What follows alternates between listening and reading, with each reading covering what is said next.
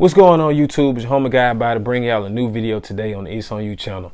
First, let me start off by saying I'm sorry. I haven't been dropping videos on a weekly basis like I used to, but I'm only human. I've been very busy, working a lot of overtime, also spending time with my kids. So sorry, and I also got to have a life anyway. But I'm going to try to get back on track and dropping videos every week.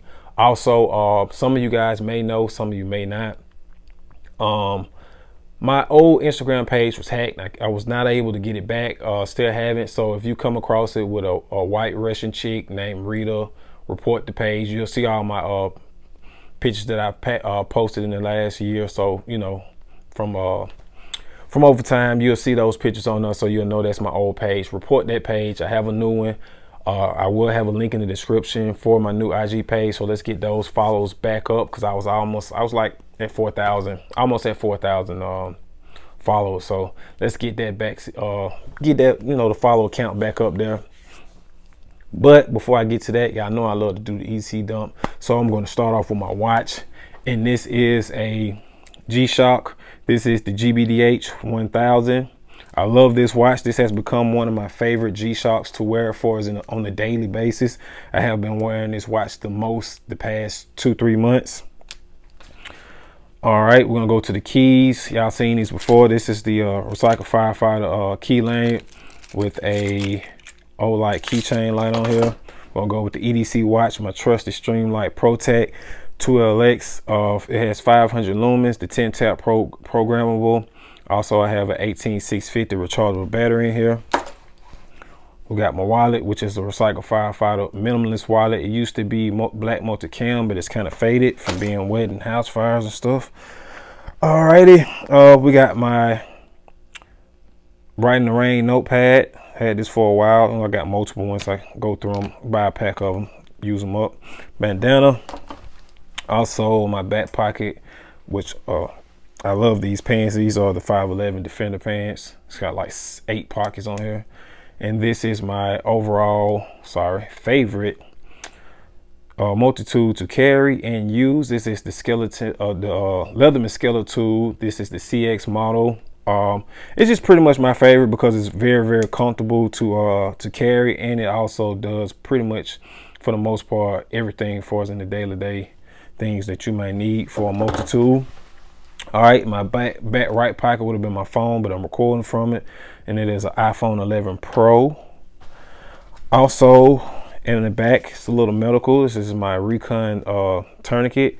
I don't always walk around with this tourniquet in my pocket, but I do have it on me necessarily, because most of the time when I get in the truck, I take it off and I just throw it in my little center console, which is not comfortable driving with it. And I put it back in my pocket if I'm going into the mall, grocery store, somewhere is a big place where it may take me a minute to get back to my truck. But other than that, I just keep it close to me. All right, blade of choice. This is the Benchmade Griptilian, the full size. This is the sheep's foot blade. Also, this is the older model with the 154 cm steel. The new one has the S30 V steel, if I'm not mistaken. Love this blade. Had it for a while. It's actually time to sharpen it. All right, front right pocket, we got my Apple AirPod Pros in a hype case. All right, we got my pen, which is a Fisher Space Pen Bullet. Been carrying this joint for a couple of years now.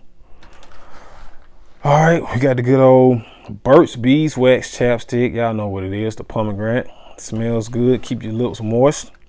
And we got my Zippo lighter with a Thunderbird insert, butane for butane fuel to keep from having to recharge it so much. All right, and the gun, we got the Glock17 Gen5 MOS front serrations with the Trijicon suppressor height night sights. We got the Hollison 507C mounted on a CNH PWS red dot plate. We have the Streamlight TLR7 on here, 500 lumens, and it is riding in a Tier 1 concealed Axis Slim with the Glock 19 spare mag with the black Rambo ammo. Alrighty, so I'm gonna put this back.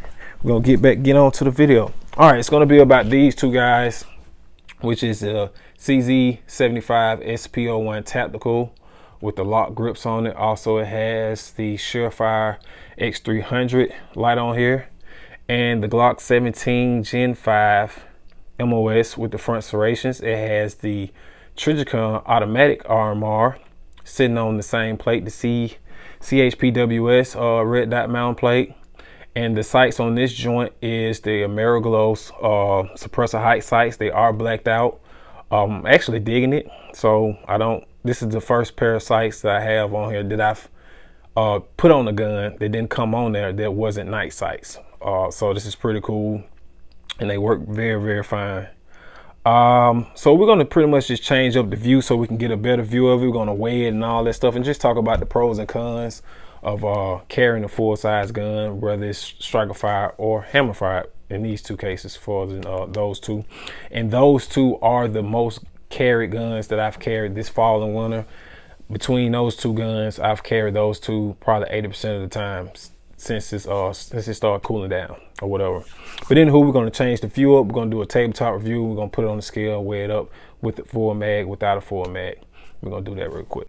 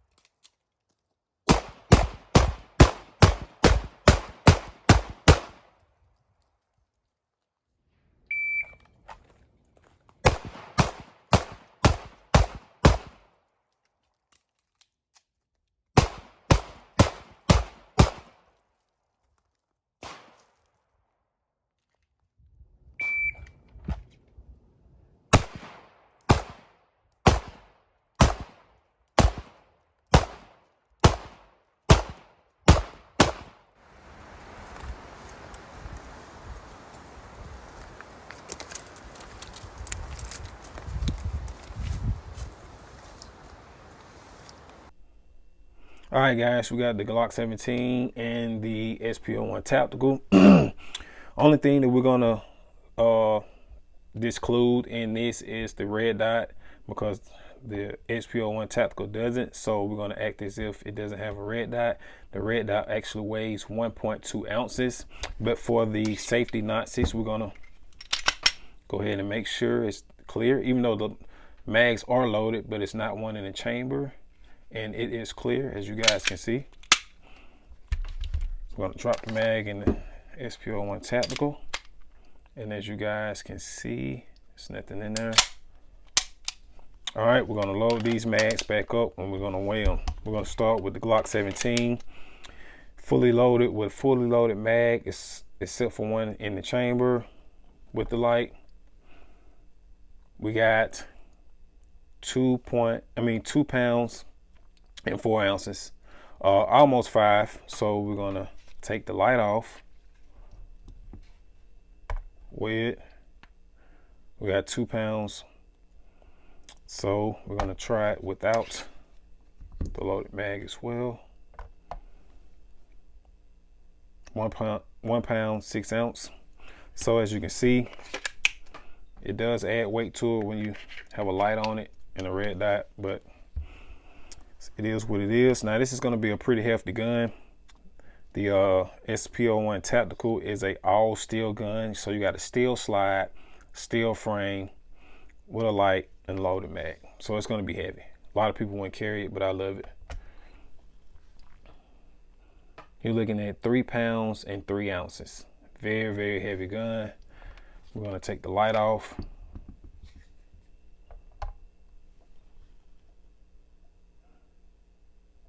You got 2 pounds and 15 ounces. So that's, you shaved off a good little bit, but it's still heavy. I'm gonna do it without the loaded mag. Looking at pretty much 2.5. So it's pretty healthy.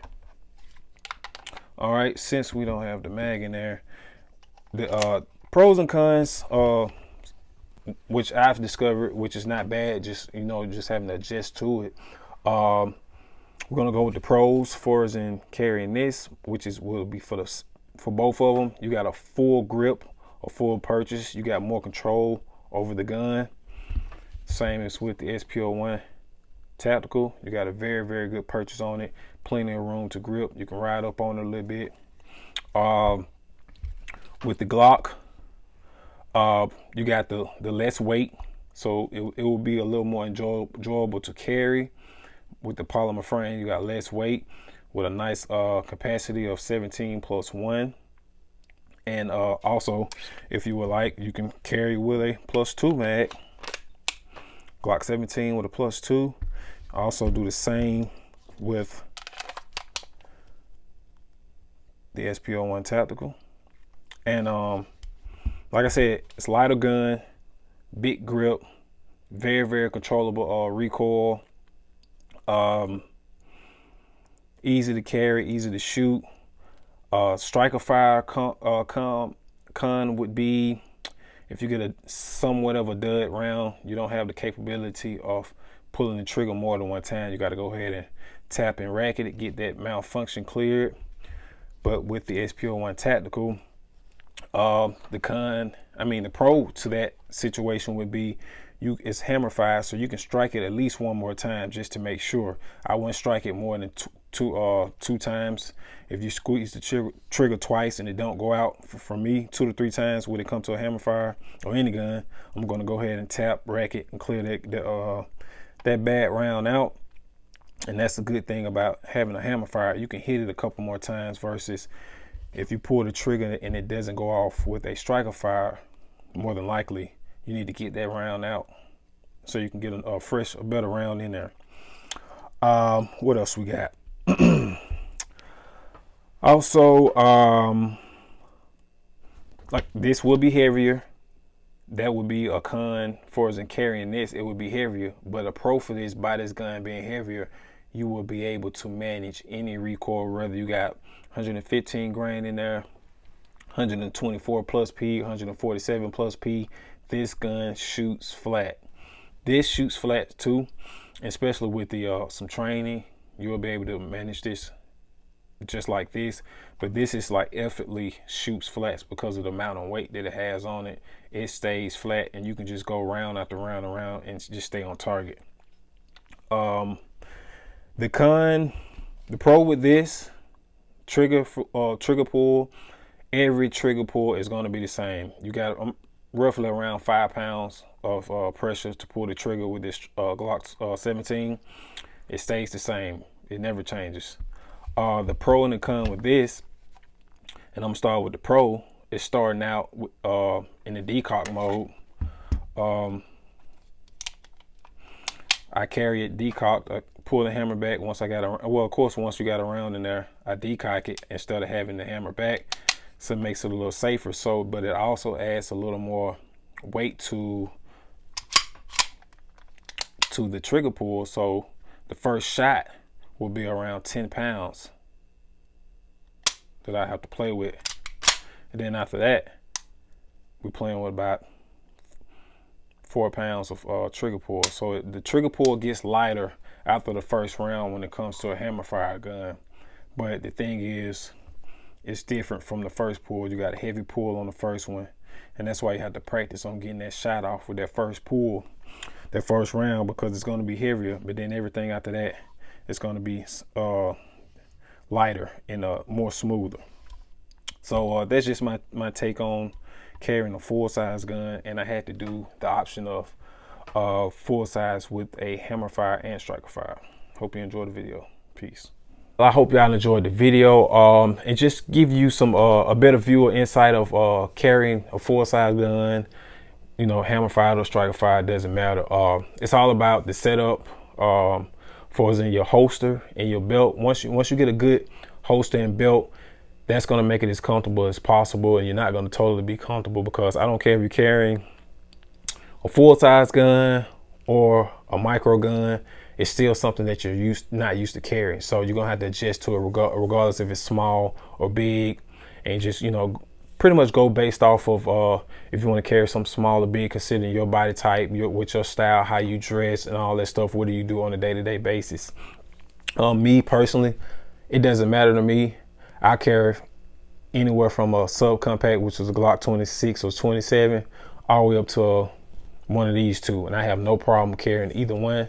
It's all about making sure you got the best grip you can with that gun and the training. And that's it. You just get comfortable with whatever. So don't go based off, because even though I love carrying full-size guns, don't let me tell you that's what you should carry.